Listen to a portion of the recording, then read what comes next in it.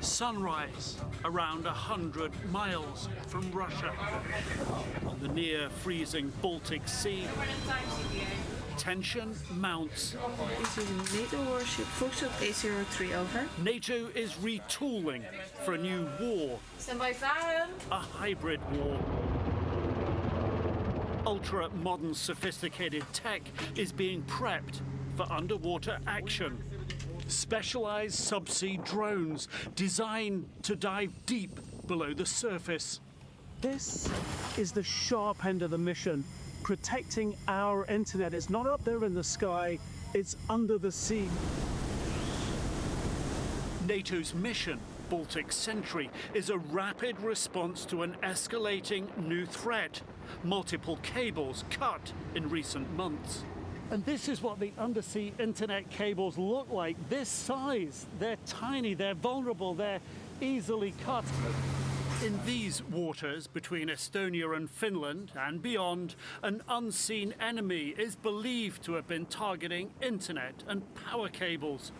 The subsea drones and the battleships getting eyes on the threat. A lot of the ships that we found are acting strangely, originate in a Russian port or are going to a Russian port. This ship anchor suspected of being dragged on the seabed, intentionally damaging cables Christmas Day. How far have these anchors been dragged at sea? I understand a couple of 100 miles. Is that normal? No. How does that happen? Can a captain not notice? Very good question. And my guess is no, a captain does know that, and that's probably intentional. Repairs can be complicated, costly, and take months. Worst case, an entire nation can be cut off from the internet. Under the sea here, there are multiple cables linking Estonia with Finland. In the Baltic Sea, dozens more. The numbers keep growing across the globe. There are hundreds of cables.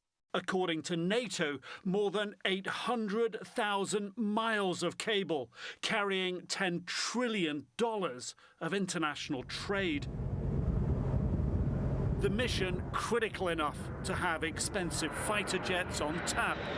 Conditions at sea level, though, the biggest challenge, as we saw on a relatively calm day. Each NATO warship bringing its own speciality. This one, sonar. Less than 2 weeks into the mission, commanders at sea increasingly confident. Who is responsible? And who is the threat here? Russia, that's quite clear. Russia denies any role, but by this day's end, more NATO nations committing forces to Baltic Sentry. The flotilla growing.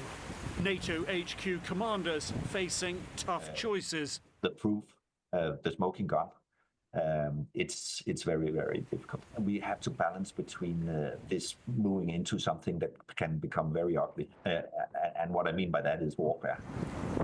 Nick Robertson, CNN, in the Gulf of Finland, the Baltic Sea.